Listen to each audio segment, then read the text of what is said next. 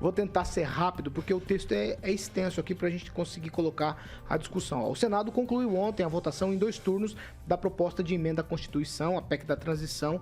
O texto agora segue para análise da Câmara.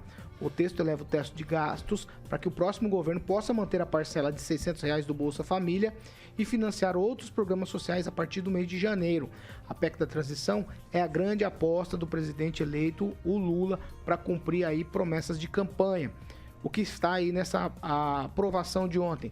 A ampliação do teto de gastos em 145 bilhões para acomodar o Bolsa Família e outros programas, validade de 2 anos para esse aumento do orçamento, 23 e 24, e prazo até o fim de agosto para o governo Lula enviar ao Congresso um novo regime fiscal em substituição ao teto de gastos. No plenário do Senado, essa PEC precisava de 49 votos favoráveis para ser aprovada, mas ela foi aprovada com uma margem muito maior, aprovada com 64 votos, certo? Mas alguns deputados já avisaram a equipe do Lula que se acontecer uma eventual proibição do orçamento secreto pelo Supremo Tribunal, pode ser implodir essa proposta quando ela chegar na Câmara dos Deputados. E aí, por que eu estou dizendo isso? Porque o Supremo Tribunal Federal começou a julgar ontem 4 ações contra essas emendas de relator, conhecidas como a gente está falando de orçamento secreto, mas suspendeu os trabalhos e o julgamento será retomado apenas na próxima quarta-feira, dia 14 de dezembro. O Congresso Nacional já se manifestou contra o julgamento dessas 4 ações aí de RP9, que é o orçamento de relator. Deputados e senadores, eles questionam argumentos que atacam a lei do orçamento secreto, especialmente aqueles que afirmam ter baixa transparência na movimentação do dinheiro público, provocada, entre outros motivos, pela não identificação dos parlamentares. Então, vocês usaram lá também o espaço na Câmara Federal para fazer afirmações contra esse julgamento que ficou para o dia 14. Uma coisa está muito ligada na outra. Então, o Lula está querendo apoiar, já passou pelo Senado, foi aprovado nas 2 votações. Agora vai seguir lá para a Câmara dos Deputados. Os deputados estão criando um tipo de chantagem com o Lula porque querem que o PT faça carga e faça peso no Supremo Tribunal Federal para que eles não bloqueiem o orçamento secreto. Pense no melindre que é tudo isso. Você que nos acompanha pela Jovem Pan Maringá, e eu quero ouvir os meus amigos aqui. Eu vou começar com o professor Jorge. Professor, é um melindre muito grande, porque se o Supremo bloquear o orçamento secreto, o Congresso, quer dizer, lá os deputados federais podem amarrar o pega, e aí tudo vai por água abaixo, tudo que foi corrido até agora lá no Senado Federal. E essa PEC da gastança, da picanha, da transição, como queira, eu não posso falar outros nomes, senão os ouvintes ficam bravos comigo. PEC do governo também. Pode ser. Professor Jorge. Ô Paulo, primeiro há que ver os números de votos, né? Precisavam 54, né? O número... Não, precisava de 49 e foi 64. Desculpa. Isso, teve 64 na primeira, 64 na segunda. Isso no Senado. Exatamente. E agora, claro, vá para a Câmara. Na Câmara, e aí o STF, para e passo, né? Veja, era para ter discutido ontem o orçamento secreto. Não se decidiu. Vá para a próxima semana. Isso significa que a minha interpretação do papel do STF em relação ao orçamento secreto está se confirmando. O STF vai se manter na linha esperando a decisão política. E você já vê, e já ouviu, e já está escrito que a Câmara está se adequando às exigências postas lá inicialmente pela ministra Rosa Weber, que é a transparência e o controle desses valores tão grandes, tão gigantescos da chamada orçamento secreto. Então, os políticos estão adequando num novo plano de relações com o STF. Isso está muito claro, né? Portanto, o governo Lula começa em uma discussão de transição altamente eficiente e ainda mais com um controle no teto em relação à arrecadação. Se há maior arrecadação, então tem mais uns quantos 23 bilhões para investimentos fora do teto.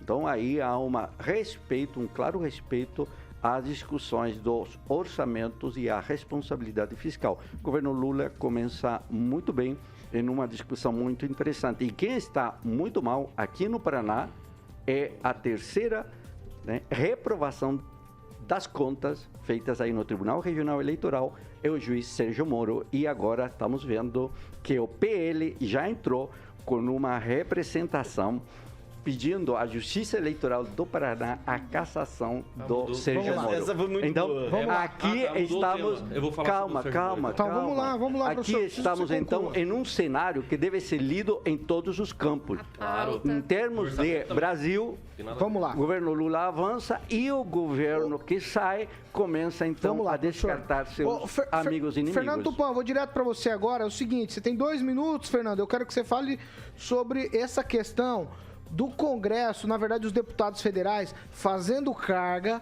para que o Lula se empenhe no STF para que eles mantenham o orçamento secreto. O orçamento secreto que o próprio Lula criticou durante a campanha política. É um melindre, hein, Fernando Tupan? Bota melindre, Paulo Caetano. O Lula é o tchutchuca do Centrão. Vai ceder muito mais que o Bolsonaro. O Bolsonaro ainda levou um bom tempo para ceder pro Centrão. Já o Lula nem assumiu ali, já abaixou, falou, não, tudo bem. Você viu o que aconteceu no Senado ontem? Passou rapidinho da CCJ, passou rapidinho no plenário. Agora, essa história do Sérgio Moro, eu nunca vi tanto discurso de ódio contra o Sérgio Moro como a esquerda tem. É só discurso de ódio, ele não presta. Só porque ele mandou o Lula para cadeia? Para!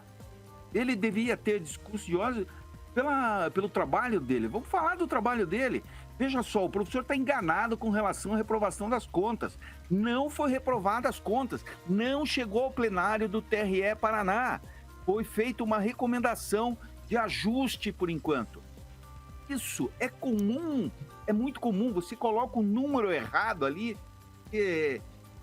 gastos, você tira um negócio que você acha que é num determinado lugar e é no outro lugar. É isso que está acontecendo, é normal. Eu já fui em sessões no TRE que vereadores estavam há 3 anos respondendo as contas deles, que aparecia, você acertava uma coisa, faltava outra, e você tem que ficar se justificando. Vai, Fernando. Não vi ninguém ser caçado, Paulo Caetano. Isso aí é discurso de ódio contra o Sérgio Moro e é uma coisa bastante comum na esquerda. Vamos lá, vamos seguir. Agora eu vou com o Kim Rafael. Não, vou com o Ângelo Rigon. Melhor. Vou com Ângelo, eu quero ouvir você sobre... É muito melindre, uma coisa está muito ligada na outra. E aí você fala, porque o protagonismo do STF, nisso, naquilo, mas, quer dizer, agora eles... Não sei qual foi o motivo, hoje é um tipo de feriado judicial, né? Então não tem sessões hoje lá no TSE, no STF. Ficou pro dia 14, quer dizer, no dia 14 é o prazo quase limite, porque é dia 16 o prazo limite. Então tudo tá muito interligado, Rigon, a política tá ligada ao judiciário. Eu não sei o que acontece.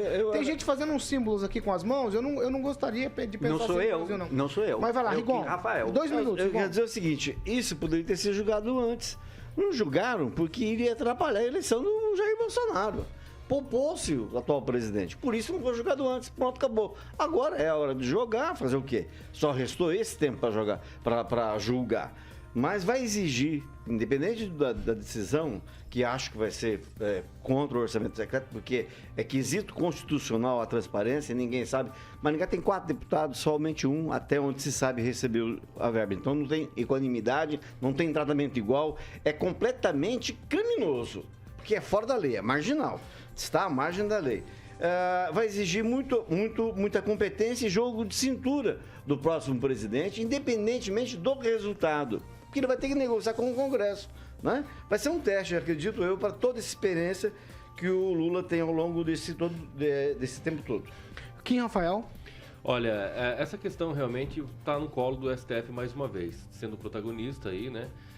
Os presidentes do Brasil, eu costumo dizer, porque os 11 ministros, né, são os caras, os semideuses aqui no Brasil que decidem tudo. E hoje, mais uma situação como essa estão no colo deles. Então, o Congresso vai ter que negociar. E por que foi jogado logo pro dia 14, né, 2 dias antes? Olha, não se sabe, mas, por exemplo, uma estagiária que participou do Lewandowski, né, que foi estagiário do ministro Lewandowski, já suscitou uma vez no canal Terça Livre, dizendo que era só ligação ali com relação a dinheiro, que os julgamentos sempre mudavam. Isso é o que ela fala. O dono tá foragido até hoje, né? Com mandado de prisão, né? Não é ele, é a estagiária. Isso então, é grave, é? então é grave. Aí, então, tem prova? é grave. Não, O dono tá foragido. é pautado O no dono que ela do falou. tá É foragido. pautado no que a estagiária que lá dentro do gabinete falou. Então, eu acho que é mais que evidente de que nosso Brasil funciona assim, mas com dinheiro. Funciona muito bem, mas com dinheiro. Nós temos 250 artigos da Constituição Federal. Emenda constitucional, 115. Daqui a pouco vai ter metade de emenda constitucional dos artigos que nós temos na Constituição Federal. Ou seja, se a emenda é para mudar o texto, vamos mudar a Constituição, pelo amor de Deus. Então acho que está mais do que na hora de pegar o Ricardo Barros e pegar o pensamento dele, de ter uma nova Assembleia Constituinte. Vamos lá, Aguinaldo Vieira, quero te ouvir sobre isso. Sem palavras. Verdade? Sim, Não acredito. Vai lá, Pamela Segue o A Bussolini. melhor intervenção hoje do programa foi a sua. Vai, Pamela. Então, Paulo, realmente a gente vê novamente, né, o sistema se alinhando, infelizmente.